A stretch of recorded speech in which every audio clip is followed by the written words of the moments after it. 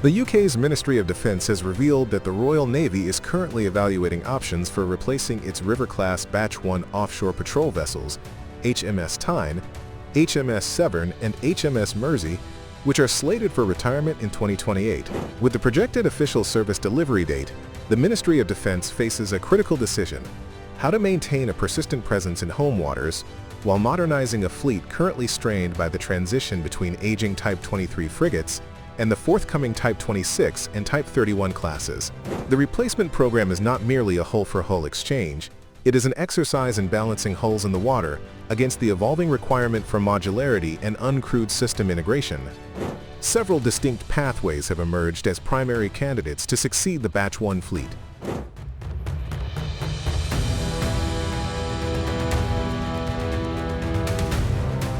The most logistically straightforward option remains the procurement of a third batch of River-class vessels.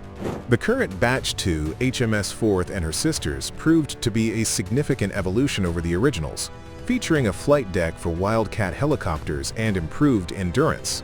A Batch 3 would likely iterate further on this BAE Systems design, potentially incorporating containerized mission modules. The strategic advantage of a Batch 3 build is the low technical risk and established supply chain. By maintaining a common design with the Batch 2s, the Royal Navy would simplify training and maintenance. However, industrial capacity at the BAE Systems yards on the Clyde is currently prioritized for the Type 26 Global Combat Ship. This creates a scheduling conflict that might necessitate looking toward other domestic shipbuilders, such as Harland & Wolff or Babcock, to maintain the 2028 delivery window.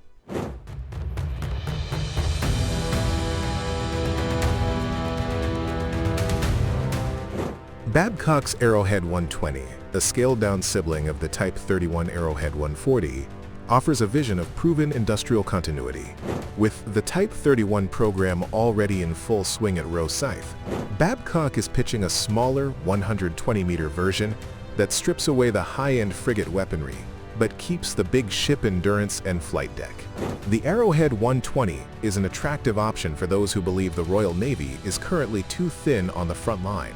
Unlike the Batch 1 Rivers, which cannot host a helicopter, the Arrowhead 120 could easily operate a Wildcat or even a Merlin. This provides a massive leap in reach for search and rescue or anti-smuggling operations. Critically, the Arrowhead 120 shares a design lineage with ships already being exported to Poland and Indonesia. This export-ready pedigree appeals to the government's desire to turn the UK into a global shipbuilding hub. However, critics argue it might be too much ship for the humble task of monitoring the English Channel, potentially costing more in fuel and crew than a leaner design.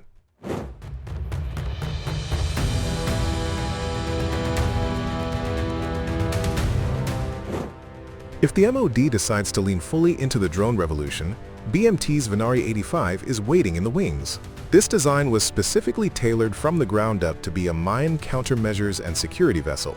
The Venari-85 is shorter than the Arrowhead but incredibly wide, providing a stable platform for launching and recovering heavy autonomous equipment.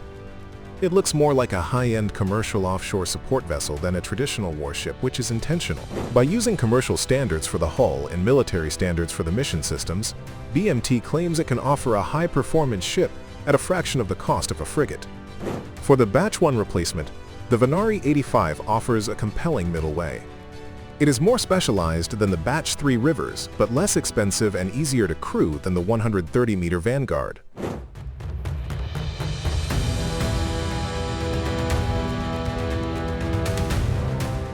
No discussion of the Batch 1 replacement is complete without mentioning the ghost in the machine, the Type 32 frigate.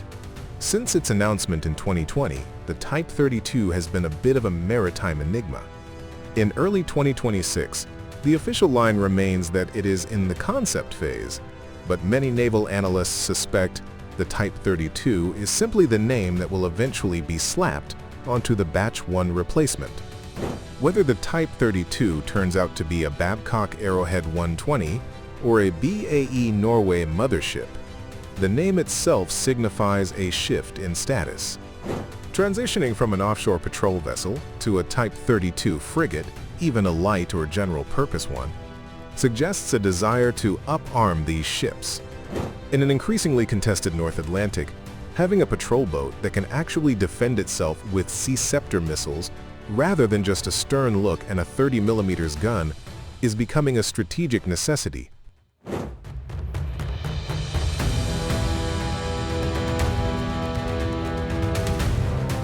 Steller Systems' Spartan concept represents a nodal modular approach to shipbuilding, emphasizing flexibility and extreme affordability. Designed with an open architecture that can be scaled from a light patrol boat to a light frigate, the Spartan's primary appeal lies in its plug-and-play weapon and sensor bays. This allows the Ministry of Defense to procure a relatively low-cost hull for routine exclusive economic zone patrols that can be rapidly up-armed with 30mm or 40mm cannons, or even containerized missile systems, should geopolitical tensions escalate. With a design optimized for a lean crew and high automation, the Spartan directly addresses the Royal Navy's personnel shortages, while providing a larger, more stable flight deck and stern ramp for rapid rigid-hulled inflatable boat deployment compared to the aging Batch 1 units.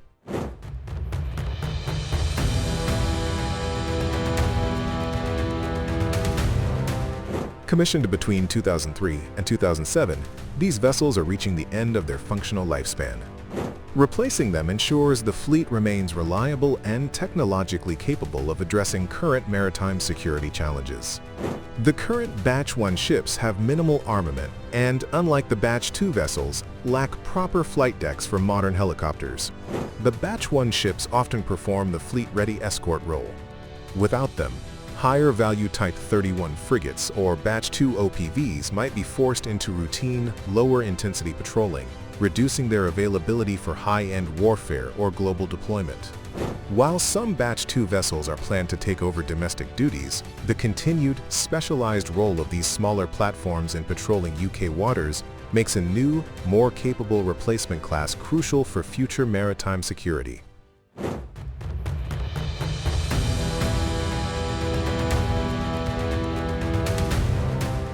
The replacement of the Batch 1 Offshore Patrol Vessels is a pivot point for the Royal Navy's forward deployed model.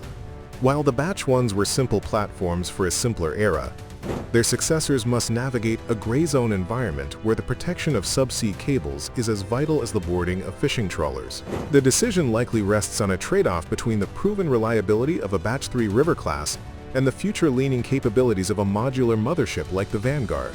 Regardless of the choice, the Ministry of Defense must act with urgency to ensure that the 2028 retirement of the Batch 1s does not leave a capability gap in the UK's most sensitive home waters.